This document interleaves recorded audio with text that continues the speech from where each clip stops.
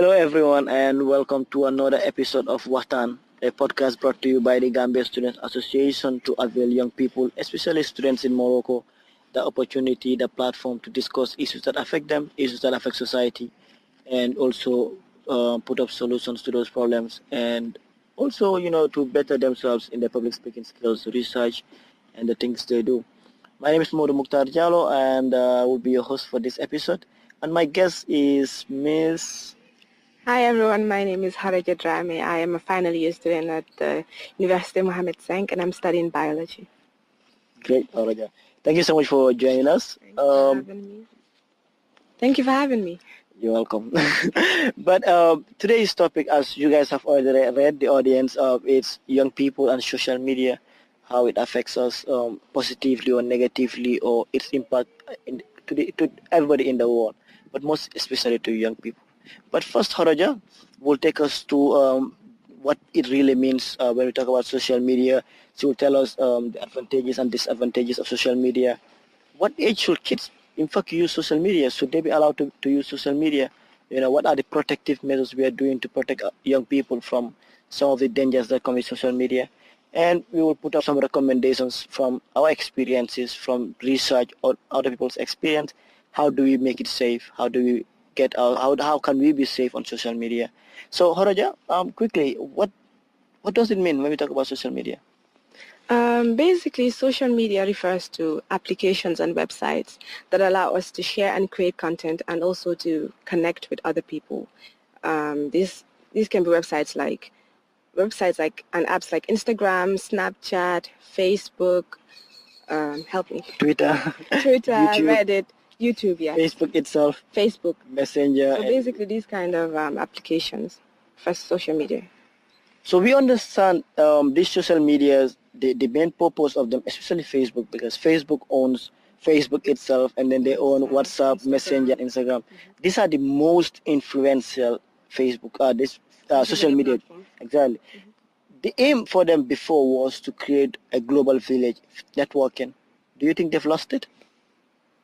I think they have achieved that. They really have, because Facebook, as it now, has more than 1 billion users, I think. Yeah. So they definitely have. But along with that has also come some negativities that I think they might not have foreseen. So yeah. So then that will take us. Let's talk about the good stuff, and then we end with the bad or the good. You choose, because ladies first anyway. But what do you think are the advantages of? Social media has a lot of advantages. One of them being entrepreneurship. People can build and create their brand, expose their brand on social media. You also have the thing of connecting with family and friends. Take us, for example. We're here in Morocco and we're thousands of miles away from our family. Just by sending a message or calling on WhatsApp, you can talk to your family and friends. And I think that's really amazing. And you can connect with other like-minded individuals from anywhere in the world. So that is one of the advantages of social media. And also, you can learn anything on social media, from art to science to politics, you name it. Anything is literally just one click away. So these are some of the advantages of social media. Yeah, because you talked about something very important about ads, people using it to sell their products. I think even GASAM, that is the Gambia Students Association in Morocco, I think we are benefiting somehow from that, because when we apply for funds, we tell our sponsors we have 1,000+ followers on Facebook, and we have our website that we run, and we have over 4,000 people who come to the page. Mm-hmm. And I think, like you said, it really is a great platform to share these ideas. But when we always say, with great things always come with other disadvantages. Sometimes at the fault of these platforms, sometimes at our own faults as individuals. Mm-hmm. What do you think are some of these problems? Social media has also come with it has come a lot of dangers, some of it being security reasons. For example, now people put anything on social media and everything. You can know what somebody is doing, where they're going, or what they will do, and this poses security reasons for you. People can use it against you, and also there's a thing of trafficking and pedophilia. Sex. What is pedophilia for our audience? I think pedophilia is pedophiles are basically people that are sexually attracted to kids, and that is under 18s. That sounds very horrible, but yeah, that's it. And they usually use social media to lure their victims and groom them for so many years without even people close to these people like knowing. And there's also sex trafficking.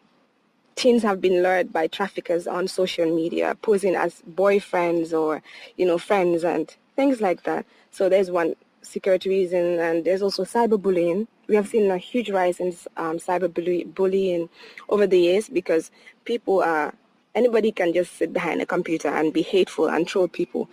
Teens have committed suicide. Young kids as young as 12 have I heard, in fact, suicide. there was a recent video where somebody committed suicide on Instagram Live. Wow.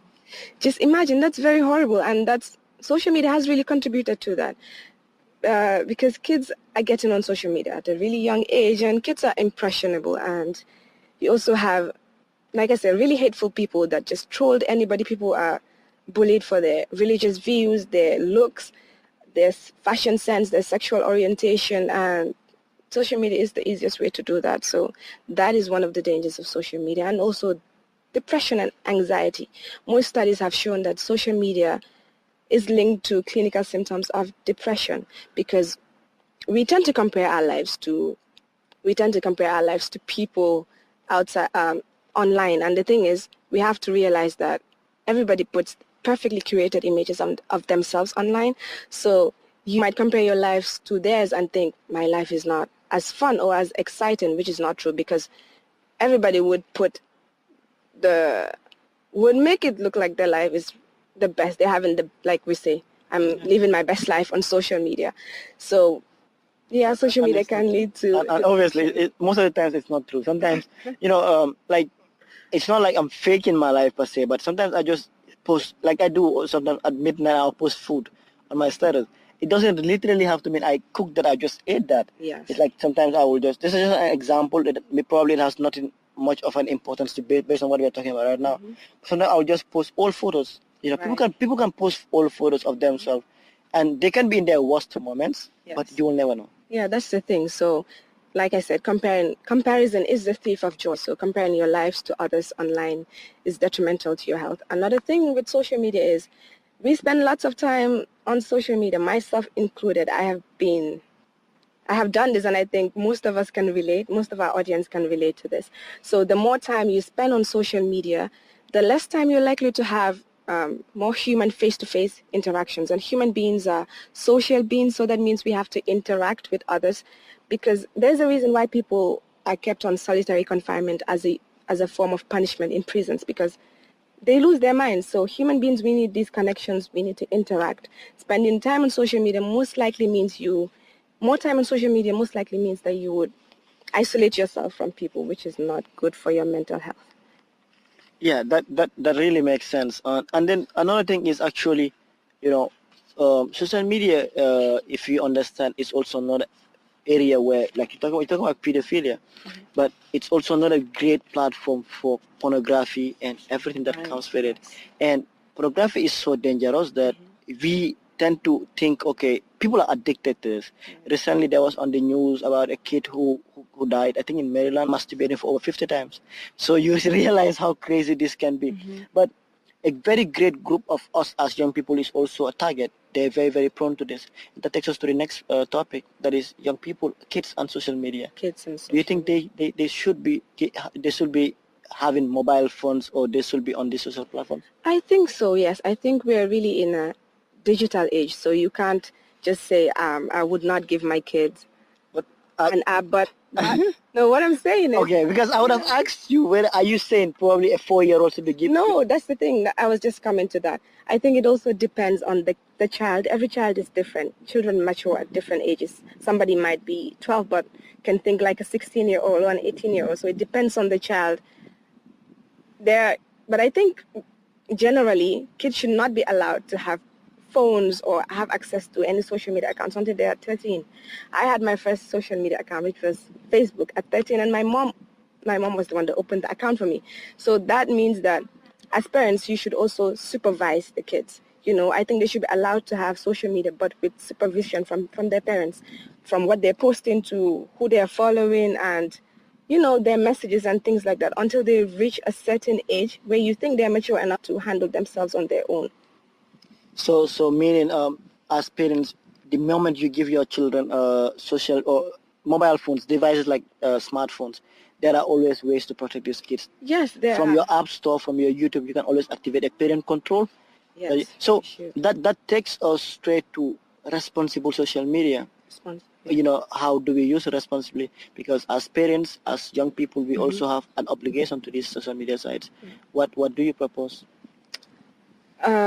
Like responsible use of social media. For example, you can try to limit the amount of time you spend on social media, like to a couple of hours, maybe 2 to 3 hours a day. That is quite reasonable, I think, unless you have a business that requires you to be on social media, like influencers or people that have like websites and entrepreneurs, basically. So apart from that, I think you should really try to limit the amount of time you spend on social media, because we have a 24-hour day, and ideally we should be sleeping 8 hours. Most of us don't get that, but yeah, ideally. I can't sleep that. Me neither, but ideally that is what we're supposed to have. So if 8 hours of sleep leaves you with only 16 hours, so imagine if you're spending something like 6 hours on social media, it leaves you with just 10 hours to do everything else you need to do, which is whether you're going to school or going to work or you have projects and things you need to do. Another thing is responsible, like I said, responsible social media usage, and is pay attention to the sites and the people and pages that you follow. You need to ask yourself questions like, how are they helping me in my personal growth? Do they make me happy? Do they make me miserable? I think social media is just supposed to be fun. But if you're following pages that you feel are making you miserable and they're draining you of your energy, that is time to say, you know what, bye, I don't need this. It's just fun. And if it's anything other than fun, then you need to unfollow these pages. That's what I think. Quickly, I will add this. When you're using sites like YouTube gives you time. You can activate that time. For example, 20 minutes. Right. After 20 minutes, it will tell you you need to take a pause. Yes. Or you can put it, for example, if you're watching, except if you're watching documentaries or a lecture on YouTube, you can do that. But if, for example, you're watching it for music or other time, you can always take a break, and they will remind you. Yes, and about that, the beauty of technology is that most phones nowadays come with apps that limit your screen time. So, for example, say Instagram, you can limit it to 1 hour, and it will send you a notification once this 1 hour has passed, and I think that's really brilliant.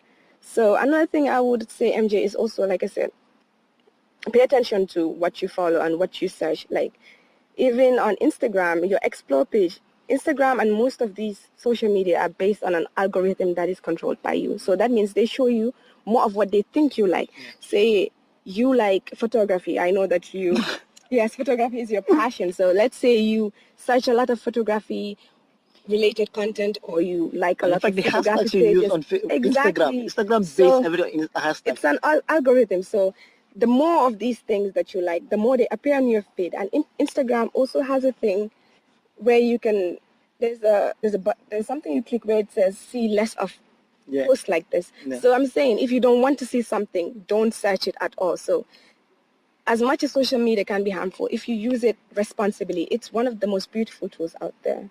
Sure. And if you are being bullied or you think you have been exposed to pedophiles, report the people. Facebook or all of these apps take great control. They take pride in the security they put into this. So make sure you report these people, and then you are protected and you are protecting other people, because immediately you report that person, based on the problems you put, the person will be notified in most cases, and they can be suspended or expelled. Right. And another thing is be careful what you share. You can share, but don't overshare, because the internet never forgets. We've seen people that have decided to run for politics, and tweets from years ago have resurfaced because, like I said, the internet never forgets, and somebody can just someday use that against you. We have also seen in Gambia, we've seen that private images that girls or boys have sent to each other, to their loved ones, their significant others, have made their way online. And I think we forget to talk about that, but we don't have the time to talk about sexting, which our generation is so much into. Right, yes. We are so much into sexting, and, the Melvin case, was one of those. And, it was great that they exposed him as somebody, who was doing all of what he was doing. But quickly, Horaja, we have few seconds before we end this session. Your final words of advice? I would just say, everything in moderation is good in this life. So as much as social media is really good, you can share anything you want, you can do anything with it. Be careful how you use it and use it responsibly. When you use responsibly, it is a beautiful tool. However, it can be quite dangerous. So all I would say is just use it in moderation and be careful how you use it, basically. Use it in moderation and be careful on how you use it. Horoja was our guest, Horoja Drame from the Faculty of Science of Mohamed Sang, University of Mohamed Sang. Thank you so much, Horoja, for being here. So you guys tell us what you think about this. Do you guys agree with us? Do you think what we mentioned are valid points? Can you relate to them? Send us a message based on the phone numbers below, and then talk to us. And if you want to talk to the Gambian people or everybody around the world to share your own ideology, your own stories about any topic, kindly contact us and we will avail you the opportunity. I was your host, Modu Mukhtar Jallo, and this was the WAXTAN Show brought to you by the Gambia Students Association in Morocco. Thank you so much.